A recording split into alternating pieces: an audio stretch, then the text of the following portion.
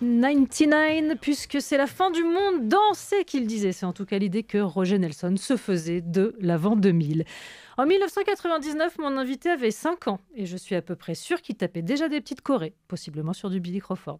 Il n'est jamais assez tôt pour laisser le corps exulter. Il a depuis pratiqué, bataillé, affiné et même affirmé son style. Un nom de scène comme un mouvement de hanche, un talent insensé au service de quelques sommités et... depuis 2018, une compagnie, la Marche Bleue, qu'il met en scène dans ses créations, tout en continuant d'y exercer son déhanché.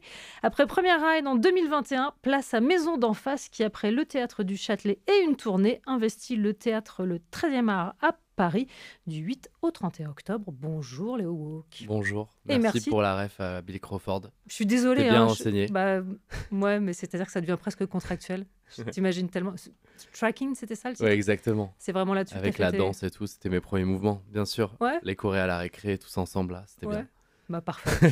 Quand on communique beaucoup par le corps, quel genre d'exercice est-ce que c'est pour toi, celui de l'interview ? Est-ce que tu aimes ça ? Est-ce que ça te... C'est un exercice qui est complètement différent. J'avoue que si je pouvais communiquer Y avec échapper mon corps et... non, mais c'est toujours intéressant d'essayer de traduire ce que tu penses avec le corps par les mots. C'est un exercice qui est pas facile quand même. Ouais, mais ça va aller, je suis sûre. Oui. Il y a une question rituelle dans cette émission, alors forcément pour toi, elle va être easy. La place de la musique dans ta vie de tous les jours, à quoi est-ce qu'elle te sert et comment est-ce qu'elle te construit ? Elle est essentielle, elle est existentielle, elle est trop importante pour moi. C'est ce qui me fait me lever le matin, c'est ce qui m'accompagne dans tout, la tristesse, le bonheur. Je suis toujours avec mon enceinte et j'ai cette passion de vouloir toujours emmener les gens à écouter du son depuis que je suis petit, quoi. Je suis toujours avec mon enceinte, peu importe le moment où on est, je suis en mode hey, j'ai une enceinte. Et bam, je balance des tracks. C'est toi dans les vacances collectives qui te promènent toujours. Les gars, écoutez, c'est toi. C'est moi, vraiment. Petite question que j'aime bien poser ici. Quand t'es pas en forme, t'écoutes des chansons hyper tristes histoire de toucher le fond et de rebondir après, ou tu te mets justement dans un mood plus guiré par la musique ? Ça dépend. Des fois, je lutte, je mets des sons un peu plus funky pour essayer de repartir, et si ça part pas, j'accepte la tristesse. De m'effondrer. Voilà, je regarde le truc en face et je vais à fond dedans. Très bien. Premier titre que tu as choisi dans les playlists de Nova, c'est Buena Vista Social Club avec Chan Chan. On l'écoute, on en parle juste après. Buena Vista Social Club sur Nova et dans la playlist de Léo Walk. Pourquoi ce groupe ? Ça réchauffe toujours un peu le cœur, ça fait du bien. J'écoutais ça en fête de famille, ça me rappelle mes grands-parents qui dansaient sur ça. Voilà. Ça a démarré là-bas aussi alors ? En famille, ouais. Toujours en famille. Les fêtes de famille, c'était quelque chose à la maison. Ça dansait de partout. Ouais. Ouais. C'est resté. On parle d'un autre genre de famille dans un autre genre de domicile. Maison d'en face, c'est le sujet qui t'amène aujourd'hui. On en parle juste après la pub. Flavien Berger, Mansfield Tia, les contemplations, oui, sur Nova et surtout dans la bande-son de Maison d'en face, le spectacle chorégraphié imaginé par Léo Walk, l'invité du score aujourd'hui. Je t'ai vu partir à moitié dès le début de la chanson. Ah ouais ? Il y a eu un truc qui s'est mis en route tout seul. J'aime trop cette track. Je sais que la première fois que je l'ai écoutée, j'ai créé le tableau. J'ai créé le tableau en 5 minutes dans ma tête et après j'ai rejoint mes danseurs et on a construit le truc très rapidement tellement... C'était imagé dans ma tête. Alors justement, est-ce que toi, c'est la musique qui t'inspire en premier lieu ou est-ce que tu as une idée, une inspiration et qu'après, tu cherches la musique adéquate ? Alors, je pense que c'est un mix des deux. Je pense que dans un premier temps, je crée de la matière sur plein de musiques différentes et que à un instant T, quand j'écoute une musique, il y a des choses de ma matière chorégraphique qui viennent rebondir avec cette musique où je vois un peu comme...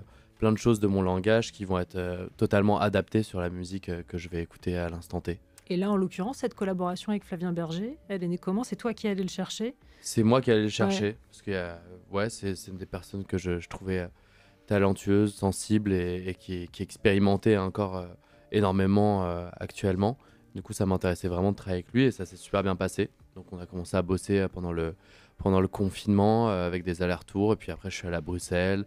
Et on s'est fait des résidences avec mes danseurs et puis on a commencé à amorcer un travail ensemble. Oui, parce que c'est ça, en fait, la genèse de Maison d'en face, c'est le confinement. C'est-à-dire que même quand la France entière était à l'arrêt, toi, tu pouvais pas t'empêcher de rester en mouvement. C'était un peu comme si on m'avait créé une résidence de 2 mois, c'est génial. Ouais, c'est-à-dire que le spectacle est né pendant ce laps de temps-là. Ouais, j'ai pu expérimenter sans pression, quoi. Parce qu'on vit dans une ère où quand même les artistes doivent créer très rapidement. On demande de créer toujours des nouveaux artistes parce qu'il y a de la promo, parce qu'il y a machin. Mm. Et en fait, on se rend compte que bah, du coup, ça donne des albums qui marchent pas forcément parce qu'en fait, bah ouais, créer un album en un an, c'est pas forcément Mm. évident. Et là, en fait, c'est comme si on nous avait créé un espace-temps où on nous avait pas forcé à créer, juste on avait le temps. On avait le temps de vivre, d'expérimenter vraiment. Et j'avais trouvé ça assez incroyable et j'ai vraiment pris cette brèche pour expérimenter des trucs un peu chelous.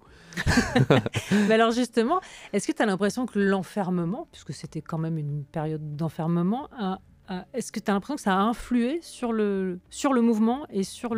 le spectacle en lui-même? Bah, moi, j'ai pas Sur vu ça Maison comme d'en face? un enfermement, au contraire, j'ai vu ça comme un vrai temps que Ouais. j'ai pu vraiment prendre le temps de prendre soin de mon mental, de mon corps, dans le sens où, genre, t'as pas tous les jours tous les jours le temps de faire un yoga, de lire, de dessiner Ouais. dans la vie de tous les jours.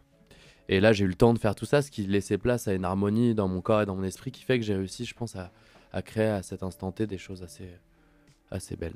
Et la ligne directrice de Maison d'en face, elle t'est apparue comme ça ou ça a été quelque Non, chose ça c'était qu'elle un est... gros puzzle, Ouais. c'était un bordel pas possible. Il y a des tracks, je travaillais 2 semaines dessus et puis j'étais en fait non, on l'enlève. Et puis une track que je boycottais depuis le début, en fait j'étais en mode ok, c'est ça la pièce du puzzle manquante. Et vraiment ça s'est fait au compte-gouttes. L'idée, c'est de raconter des situations qu'on pourrait qualifier de quotidiennes, mais enfin, quand elles sont racontées comme ça, on se dit non, c'est pas moi ça, j'arriverai à faire ça. Ouais. Mais une sorte de cohabitation, des rapports humains, l'idée, C'est plus je rapporte, si tu veux, je rapporte plus des émotions Ouais, que j'ai traversées moi, de la séparation de mes parents, des choses très personnelles, mais vu que c'est imagé, c'est chorégraphié, c'est pas littéral. Je pense que quand tu vois cette pièce, tu te crées ta propre histoire. Et c'est ce que je trouve cool aussi avec la danse, c'est que c'est pas comme dans un film où tu vois ce que tu vois, c'est que tu peux aussi t'imaginer plein de choses derrière. à l'issue des spectacles, tu t'amuses à confronter ce que les gens ont vu, et les visions différentes qu'ils ont eues de ton spectacle. Non, tu c'est pas... juste que en fait, je me rends Ouais. compte que tout le monde a vécu des choses, tout le monde a un rapport différent avec cette maison, Ouais. de par son vécu en fait. Donc c'est plus un travail de projection. En fait, ça en dit presque plus long sur le spectateur que sur le créateur, tu crois?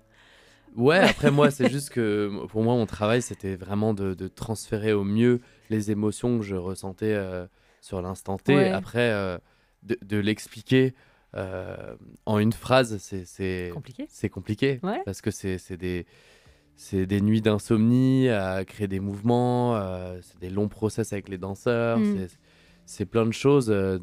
Même quand on est en créa avec les danseurs, c'est des moments chargés où t'en as qui vivent des trucs dans leur vie perso.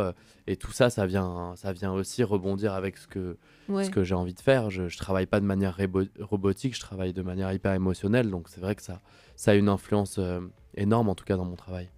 On continue de parler de Maison d'en face dans un instant. En attendant, un nouveau titre choisi par tes soins. Je vais te laisser expliquer pourquoi. Busta Rhymes, Maria Carey, I Know What You Want. Ça, c'est juste pour me faire kiffer. C'est Ok. un son que je mets souvent en soirée pour changer l'atmosphère. Quand le son est pété, je trouve que ça fait vite basculer la vibes. Eminem sur Nova, Lose Yourself, un titre qui, si j'ai bien travaillé, devrait parler à mon invité Léo Walk. Ah bah ouais, parce que je clairement. crois que 8 Mile fait le partie film, de tes films. Ah ouais, il m'avait marqué petit. C'est à cause de quoi? C'est à cause du principe de battle La- appliqué à une discipline que la tienne, mais ce Ouais, truc exactement. de se surpasser. Je crois que c'est la déter, ouais. La Ouais. déter du gars. La déter Ouais. du gars, elle est quand même impressionnante et on est plein à de manger des gifs dans la vie, mais lui quand même, il a graille et tu vois ce qu'il en fait. Et je trouve ça beau. Très bien. On parle aujourd'hui de Maison d'en face, ton spectacle à voir au théâtre le 13e mars, ce sera du 8 au 31 octobre. Je vais te demander un exercice un peu compliqué, parce que c'est de la radio. Enfin, compliqué, Vas-y. en tout cas très étrange. Comment est-ce que tu pourrais, toi, décrire la danse que tu pratiques à la radio? Ah bah ça c'est un exercice compliqué parce que j'ai pas encore une analyse vraiment dessus, même si je comprends qu'elle est vachement influencée par mon mode de vie et la musique par Ouais. lequel j'étais bercé. Donc naturellement, moi j'ai grandi en banlieue avec que des gars qui écoutaient du rap, donc on écoutait beaucoup Ouais. de rap. Donc en fait naturellement dans le break il y a une espèce d'agressivité qui s'est construite dans ma danse Et à côté de ça, je rentrais à la maison et mes parents voilà, écoutaient beaucoup plus Lassa, Cesaria Evora, Bonga, mon père plus les Beatles, les Stones, beaucoup de chansons françaises, Léo Ferré, Gainsbourg, bref. Et du coup, il y a cette parallèle-là où je dansais la journée avec mes potes sur du Peura et le soir, je rentrais et je dansais à la maison. Je me vois encore danser sur les sons qu'écoutaient mes parents à la maison. Donc, en fait, ma danse, naturellement, elle s'est nourrie de deux énergies différentes. Donc, je pense qu'il y a un truc très hip-hop et très contemporain aussi qui s'est créé par cette parallèle-là. Moi, je trouve qu'il y a un vrai mélange de quelque chose de à la fois très brut et très gracieux. Je sais pas si tu vois ce que je veux dire. Ça semble s'opposer, mais en fait, il y a quelque chose d'assez limpide quand on te voit danser. Une énergie très brute et en même temps quelque chose de gracieux. J'ai pas d'autres mots, quoi. Si tu veux, j'ai pas encore l'analyse parce que je sens que je me perds encore dans ma danse. Je suis encore ma danse, je sens qu'elle évolue encore. Même les moments bizarrement où je m'entraîne le moins, des fois, c'est là où ma danse évolue le plus parce que du coup, en fait, de par ce que je traverse, de ce que je vis, ça influence ma danse. Mais je sens qu'elle évolue encore. Là, je sais que je suis beaucoup dans les chutes, je danse beaucoup les yeux fermés, beaucoup dans les glissades.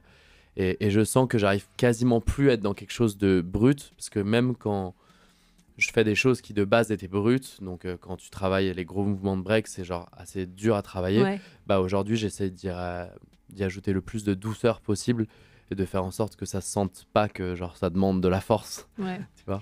Mais alors quand t'as pour nom de scène, qui sauf erreur de ma part t'a été imposé, le nom d'une figure que tu n'arrivais pas à maîtriser à l'époque, est-ce que ça t'oblige pas tout le temps à te surpasser en fait? T'es obligé, c'est comme un rappel. Bah c'est ça, l'histoire de Léo Walk.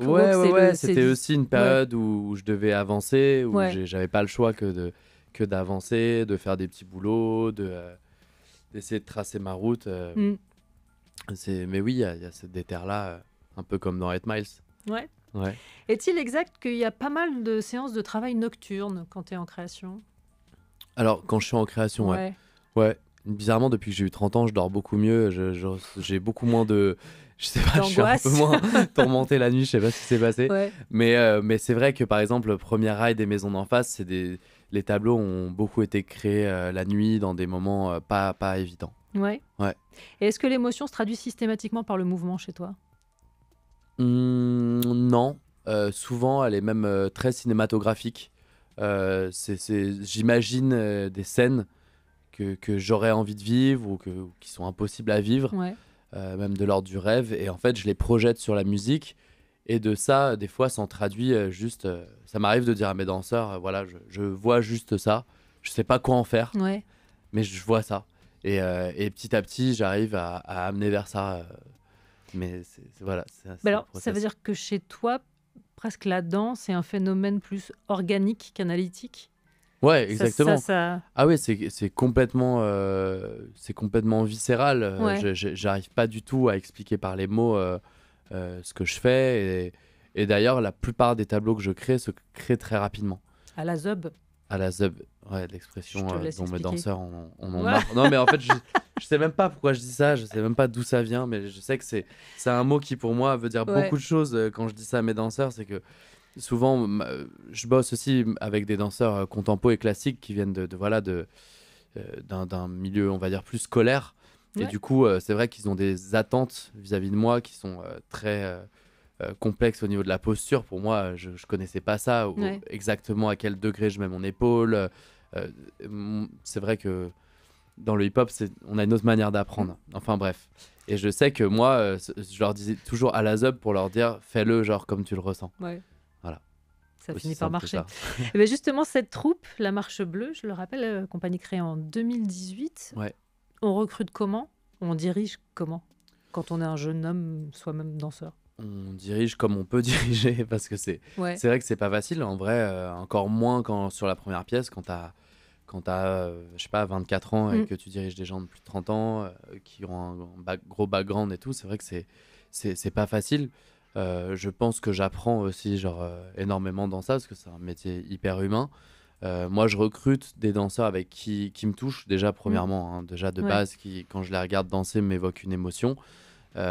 Et avec qui je me vois construire une histoire et un bout de chemin dans ma vie perso comme sur scène, quoi. Est-ce que tu es d'un naturel indécis? Ah oui, je saute du coq à l'âne. C'est vraiment ce qu'on appelle une transition très mal Waouh. amenée. Non, si. T'es plutôt du genre, ouais, à savoir trancher? Non. Alors, si tu veux, avant, j'étais très, très, très tranché. Et depuis que, on va dire que j'en suis là où j'en suis, genre Ouais. actuellement, Mm. j'ai beaucoup plus de prismes auxquels il faut que je fasse gaffe. Par exemple, avant, je pouvais créer quelque chose et sur le moment, je le crée vraiment, mais c'est possible que ce truc que j'ai créé existe déjà. Ouais. Donc en fait, par exemple, maintenant, il faut que je fasse gaffe, il faut que je m'enseigne beaucoup sur ce qui a déjà été fait avant. En fait, il y a énormément de prismes où quand tu es médiatisé, même, tu dois faire gaffe. Ouais. Donc ça m'oblige, en fait, à conscientiser ce que je fais, alors qu'avant, je n'avais jamais conscientisé ce que je faisais. Et ben des choix, il va falloir en faire dans un instant parce qu'on va jouer au tu préfères. Allez, Ça vas-y. va être sanglant. Mais non, mais pour calmer tout ça, on écoutera aussi Césaria Evora et tout ça, ce sera juste après la Wow. pub. Césaria Evora sur Nova, Angola, le choix de Léo Walk. Ouais. J'ai l'impression que ça va encore avoir un rapport avec la famille. Ouais, grave. bah oui. Bah ouais, bah de toute façon, ça c'est un truc. Ça fait penser à des vibes de famille quand même, cette Ouais. track. Que t'écoutes souvent? Ouais, je l'écoute souvent dans le train. Quand je partais en tournée, j'écoutais ça, ça me faisait vachement relativiser surtout. Ouais. C'est tellement chaud comme couleur musicale que ça fait du bien. J'ai maintenant quelques dilemmes à te proposer. Il Allez. ne faut faire qu'un choix. Ça Est-ce part. que t'es prêt? Ouais. Allez.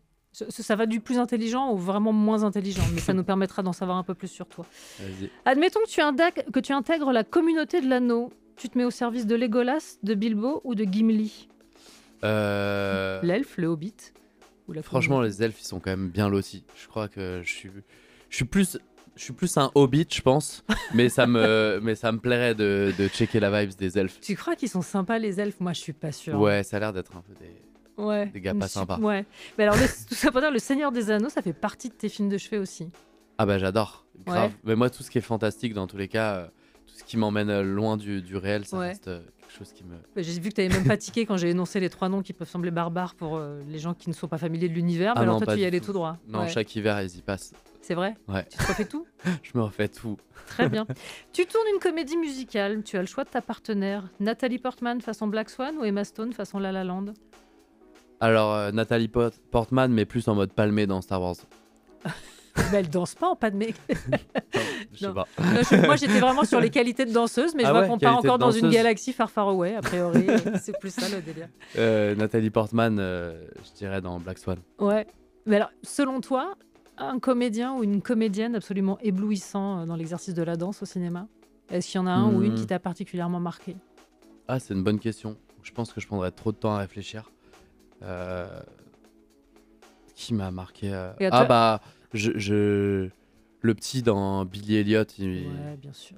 je crois Bah que ouais. c'est lui qui m'a le plus touché en tout cas. Ouais. Alors moi, tu vois, par exemple, j'ai aucune capacité à juger, mais je sais que Zoé Saldana qui danse, c'est un truc qui me bouleverse à chaque fois. Ok, Voilà. Grande danseuse aussi, je crois. je checkerai.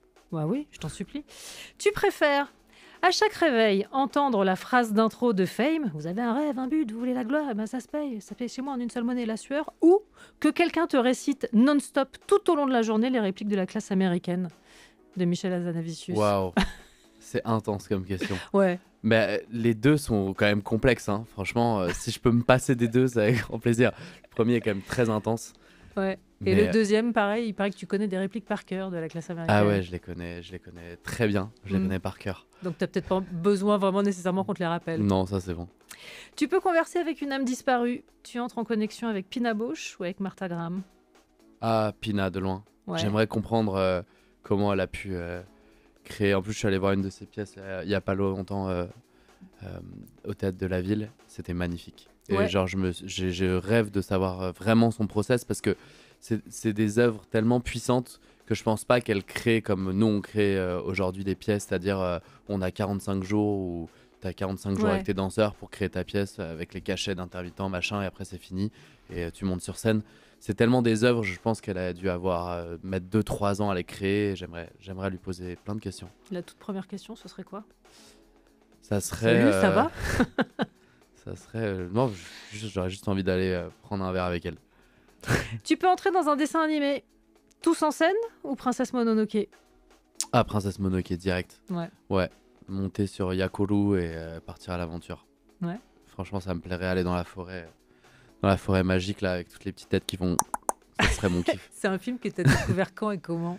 Je crois que c'est ma tata Nilden qui m'avait amené voir Le Voyage de Chihiro à Ouais. l'époque à Créteil et j'étais sorti de ça avec ma cousine, on était traumates parce qu'en vrai on était vraiment trop petits pour voir ça. Ouais. En vrai c'est un peu traumatisant Le Voyage de Chihiro quand t'as 7 ans, c'est bien chelou.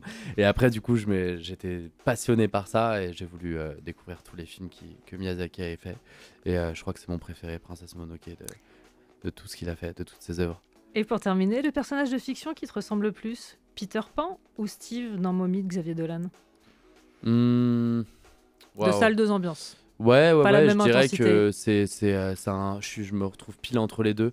Je me retrouve comme ce gamin qui veut pas perdre son cœur d'enfant et aussi comme ce gamin qui est en train de devenir adulte et pour lui qui traverse plein de Ouais. choses compliquées avec son TDAH et je me sens un peu un mélange des deux. Très bien. Dans un instant, je voudrais te faire écouter une voix qui ne t'est pas inconnue. On verra comment tu y réagis. Juste avant, une autre voix qui, je crois, te plaît beaucoup, celle de Nina Simone. Ah Je me ouais. suis trompée ou Non, pas du tout. C'est une de Allez. mes voix préférées. On écoute For Woman. Daft Punk sur Nova, Very Disco, le choix de Léo Walk. J'ose à peine te demander pourquoi celui-là. Bah pourquoi of course c'est un classique Ouais.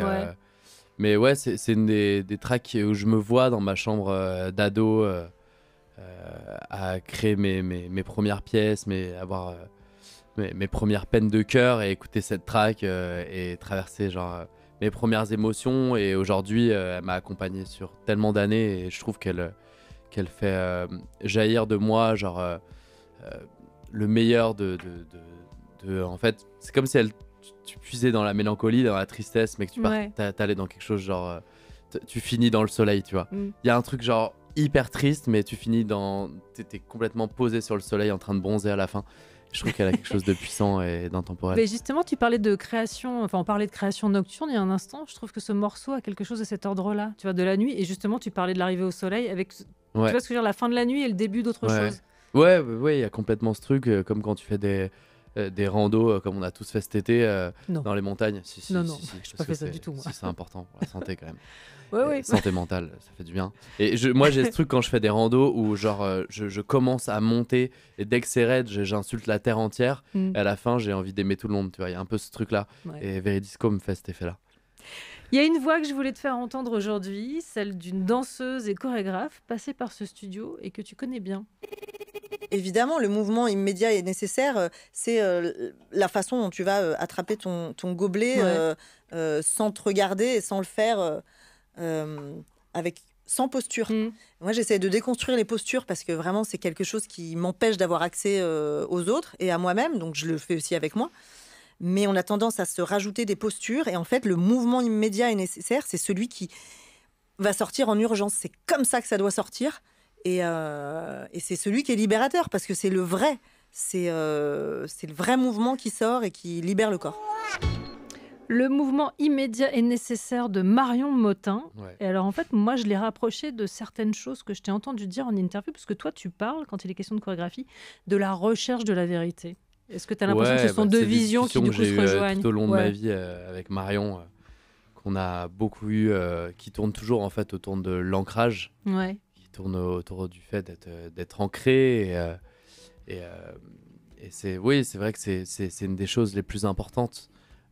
Maintenant, je trouve que c'est aussi important d'accepter le changement aussi parfois, d'évoluer, de se perdre, d'accepter qu'à Ouais. un moment, on a peut-être envie justement d'être un peu plus dans la posture, de se regarder, et, d'aller vers autre chose et puis après de se réancrer derrière. Je trouve que c'est important de naviguer en fait entre les deux. Oui, parce que la danse, c'est quand même une discipline où il faut être à la fois très à l'écoute de son corps Ouais. et en même temps complètement désinhibé. Si on a trop conscience de ce qu'on fait, enfin, ça peut Bien bloquer, j'imagine. Bien sûr, moi je sais que là je retourne.